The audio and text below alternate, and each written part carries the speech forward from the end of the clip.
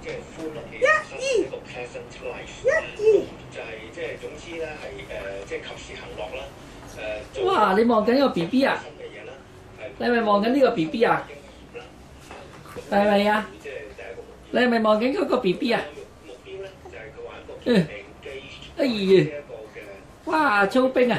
投入積極嘅人生，即係唔好讓你嘅光陰虛度，唔好咧係即係毫無哇！咁犀利啊！為乜啊咁樣？好肉緊啊！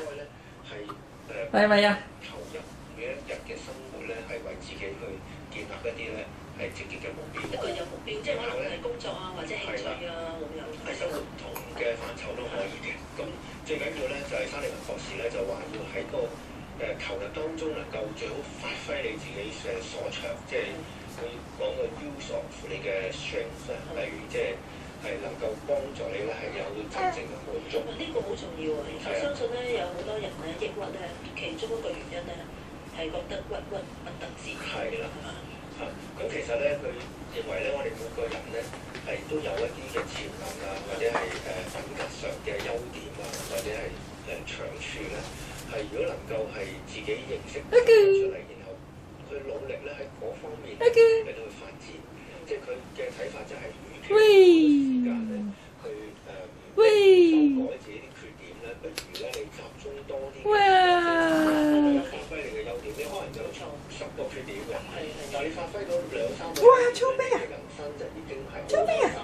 你已經唔需要抑鬱啦。我諗第3點係咩咧？操兵好歐勢，好犀利啊！而且咧係能夠真係好犀利啊！為咗一啲即係所謂叫 common good，即係話咧係個人同埋他人或者甚至整個社會都係有益有意義嘅一啲嘅貢獻，係即係為咗一啲即係咁樣嘅目標。即係唔係淨係為自己嘅？你好我好大家好，為咗成個社會咁樣。